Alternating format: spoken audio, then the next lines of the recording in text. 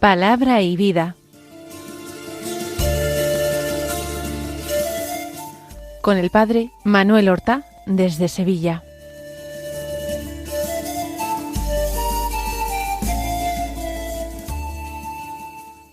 En el nombre del Padre, y del Hijo, y del Espíritu Santo. Amén. Alabados sean Jesús y María. Muy buenos días, queridos amigos, oyentes de Radio María y seguidores del programa Palabra y Vida. Hoy es el día del Señor, el domingo sexto del tiempo ordinario, un domingo que es día 11 de febrero. Encontramos que el 11 de febrero nos trae habitualmente la memoria de la bienaventurada Virgen María de Lourdes y se celebra la celebración de los enfermos. Sin embargo, por caer hoy en domingo, esta celebración está impedida. Sin embargo, nosotros pediremos por los enfermos y por todas las personas que los cuidan, particularmente a aquellas que lo hacen con gran abnegación, con gran olvido propio, movidas verdaderamente por la caridad, por el amor al prójimo. Vamos entonces a escuchar la palabra de Dios que se proclama en el Evangelio de la misa de hoy. Ya sabemos que en este ciclo B de lecturas dominicales se escucha principalmente el Evangelio según San Marcos, y hoy del capítulo primero los versículos 40 al 45 que dicen así: En aquel tiempo se acerca a Jesús un leproso suplicándole de rodillas: Si quieres, puedes limpiarme. Compadecido, extendió la mano y lo tocó diciendo: Quiero, queda limpio. La lepra se le quitó inmediatamente y quedó limpio. Él lo despidió, encargándole severamente: No se lo digas a nadie, pero para que conste, ve a presentarte al sacerdote y ofrece por tu purificación lo que mandó Moisés, para que les sirva de testimonio. Pero cuando se fue empezó a pregonar bien alto y a divulgar el hecho, de modo que Jesús ya no podía entrar abiertamente en ningún pueblo, se quedaba fuera, en lugares solitarios, y aun así acudían a él de todas partes. La primera parte del texto que acabamos de escuchar contiene el encuentro entre Jesús y aquel pobre enfermo, aquel leproso. En más de una ocasión ya hemos dicho que la lepra, en la mentalidad del hebreo de aquel tiempo, era mucho más que una enfermedad. Su carácter incurable, los trastornos, lesiones que provocaba en la persona, en su sistema nervioso, en sus miembros, la hacían una enfermedad terrible, una verdadera maldición que hacía que el hombre que la padecía quedara absolutamente fuera de la sociedad humana, de la relación con sus semejantes. Tenía que vivir fuera de la ciudad y tenía que advertir de su presencia si se acercaba a él cualquier otro ser humano sano. Había que decir impuro, impuro, impuro. De esta manera, la lepra era considerada una auténtica maldición que se debía seguramente a los pecados de la persona o a los pecados de sus antepasados, que recaían en las sucesivas generaciones. El leproso que se acerca a Jesús no dice impuro, impuro, sino que le dice: si tú quieres, puedes limpiarme. Soy impuro, pero si tú lo deseas, yo seré puro.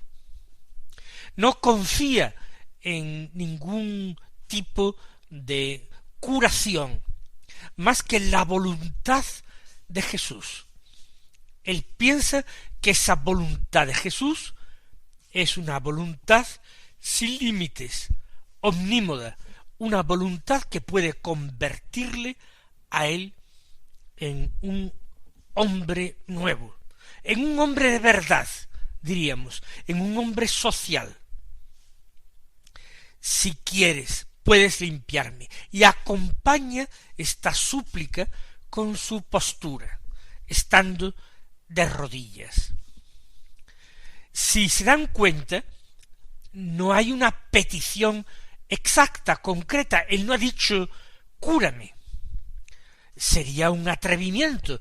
¿Cómo puede un hombre curar a otro su lepra? Solamente ha dicho que él cree que Jesús es capaz de hacerlo. Y eso sólo podría hacerlo Dios. Aquel hombre está confesando que Jesús es alguien muy importante, alguien muy cercano a Dios, que ostenta el poder de purificación y de curación de Dios mismo. De alguna manera pone todo en manos de Jesús. A él le corresponde decidir qué es lo que debe hacer. Hay algo muy hermoso, y es que este hombre confía, sin decirlo, en el corazón compasivo y misericordioso de Jesús. Él está seguro que su profundísima desgracia, que su humillación, que su pobreza, no dejará indiferente al Señor. Sería imposible que el Señor pasara de largo ante semejante ruina humana sin conmoverse. Si quieres, puedes limpiarme. Como nosotros diríamos hoy, la pelota queda en el tejado de Jesús. Porque si Jesús no hace nada, es que no quiere limpiarle. Pero ¿es esto compatible con su corazón misericordioso, compasivo? Dice el evangelista San Marcos que Jesús sintió lástima. Era inevitable que así fuese. Además, Jesús lee el interior de esta persona y ha apreciado ya esa fe profundísima que el leproso tiene. Contempla su postración, su suplicar de rodillas. Y por eso Jesús extiende la mano y lo toca. Tocar a un leproso era, si no contagiarse de la enfermedad, sí contagiarse de la impureza ritual de la que estaba investido el leproso. Así como tocar un cadáver hacía a la persona impura, tocar a un leproso lo hacía impuro.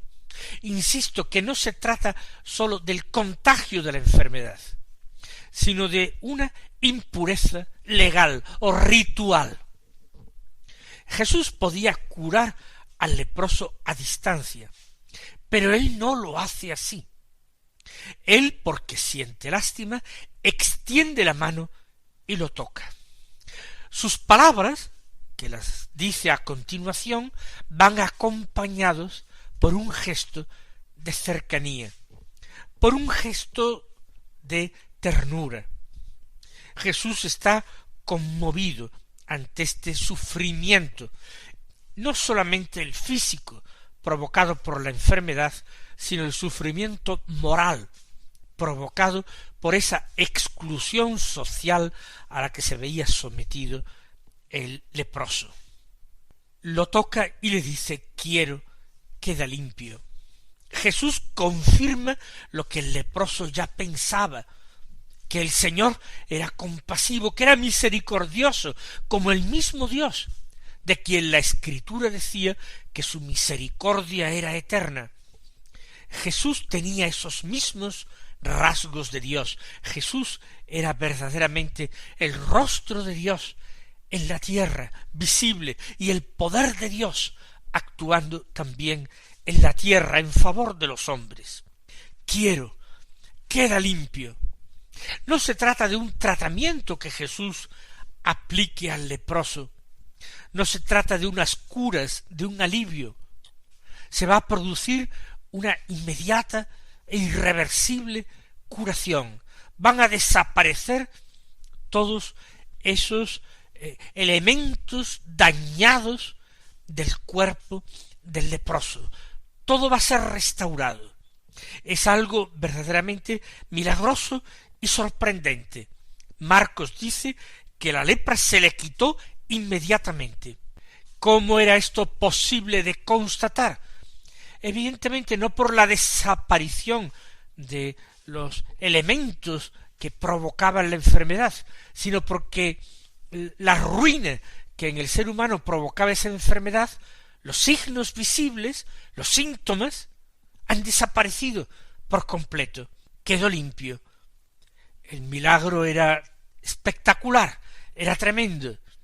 Él, Jesús, lo despidió encargándole severamente: no se lo digas a nadie.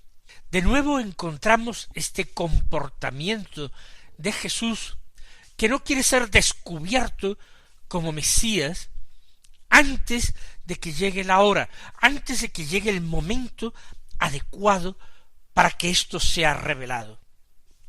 Jesús no quiere convertirse en un mero sanador de cuerpos. No quiere un mesianismo hecho de milagros espectaculares que rinden las voluntades y hacen que éstas se sometan a Jesús. Él no quiere eso.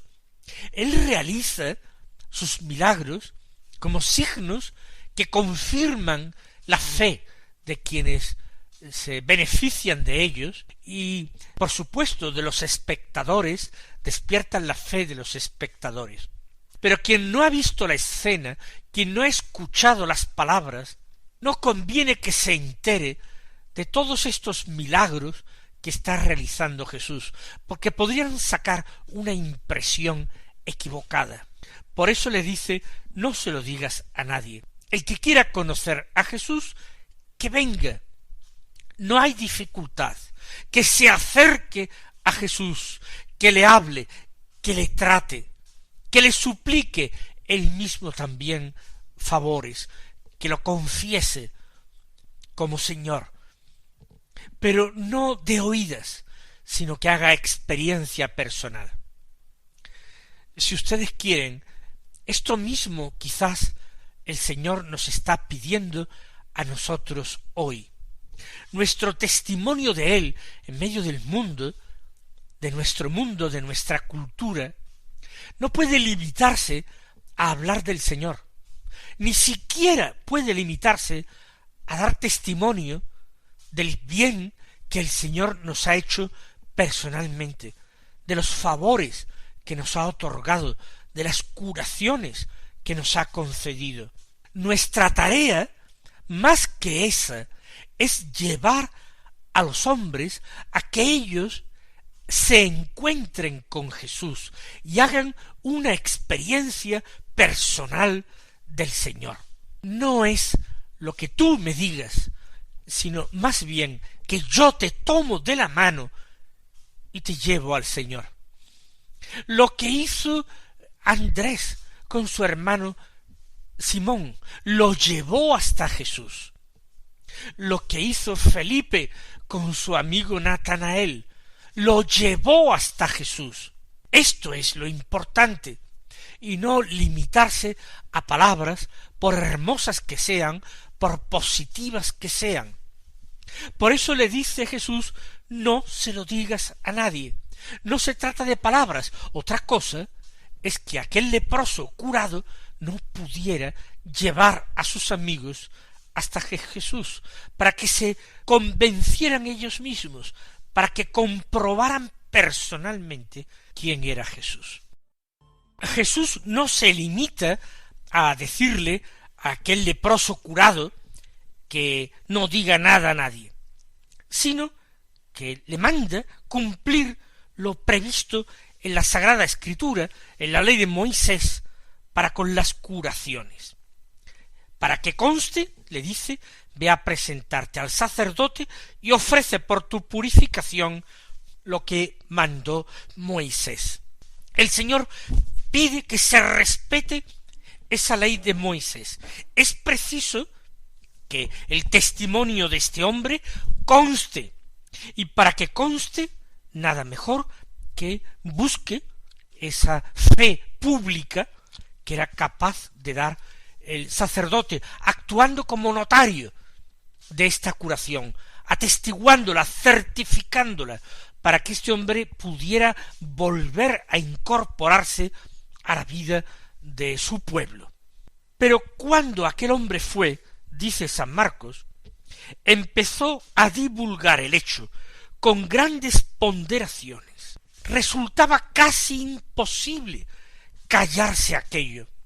Cierto que el Señor se lo había mandado, y él respetaba al Señor, y él creía en Jesús.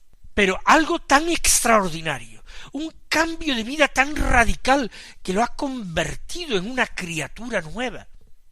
¿Cómo podría quedarse esto oculto?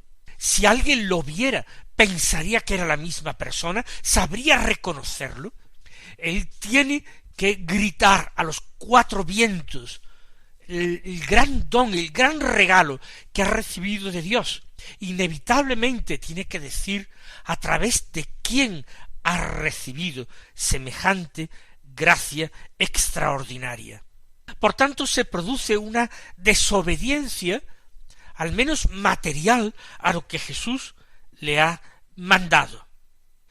Se puso a divulgar el hecho con grandes ponderaciones. De modo, añade, que Jesús ya no podía entrar abiertamente en ningún pueblo, sino que se quedaba fuera en descampado. ¿Y esto por qué?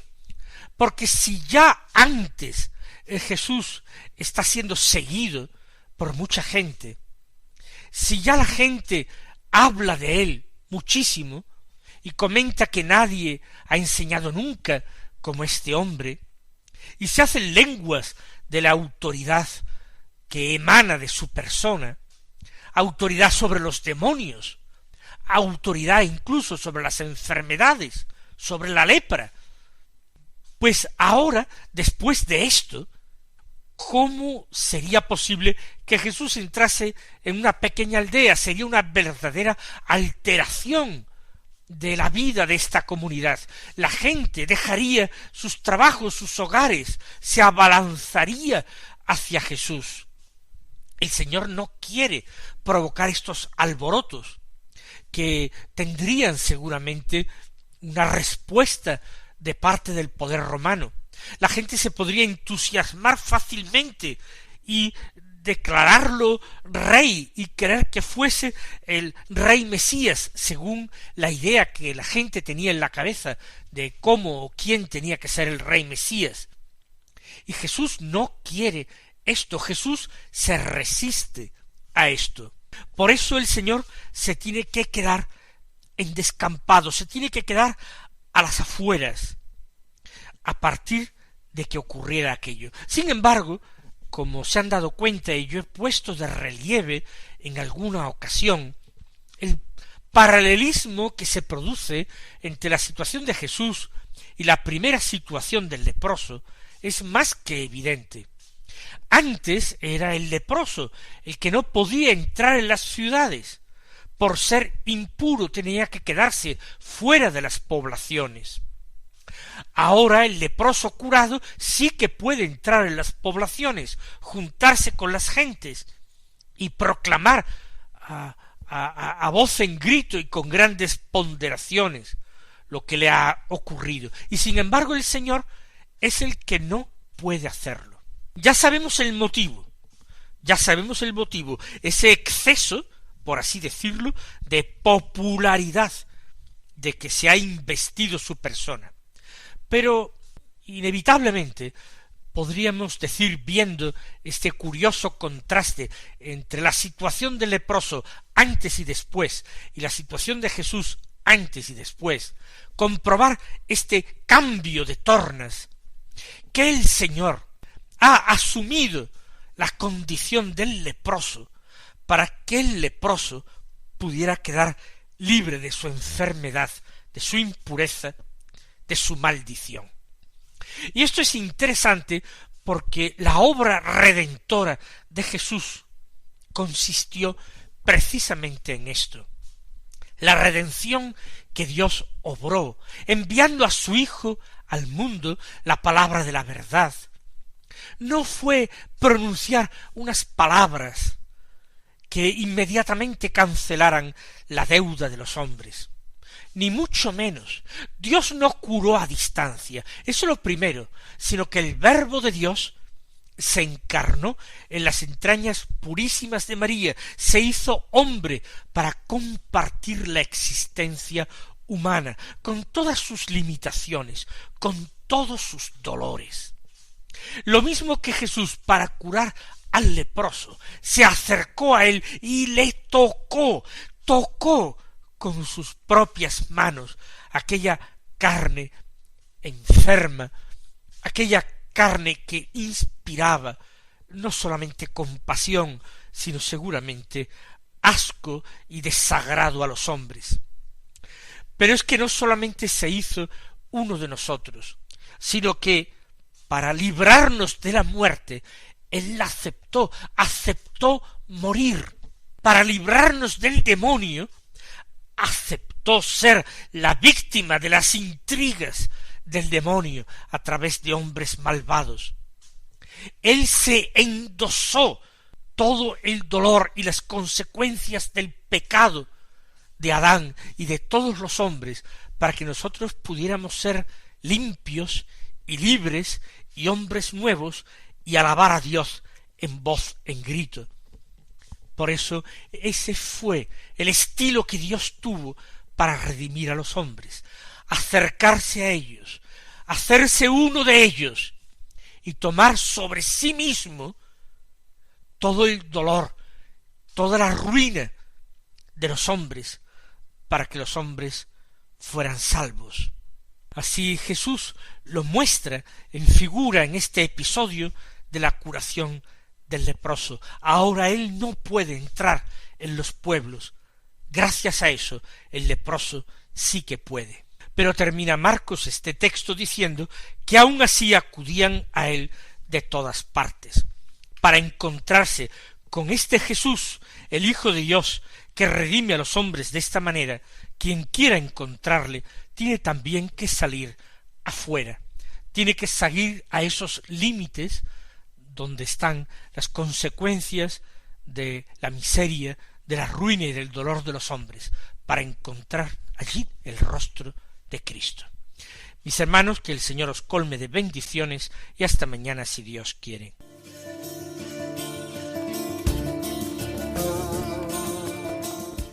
Han escuchado en Radio María Palabra y Vida,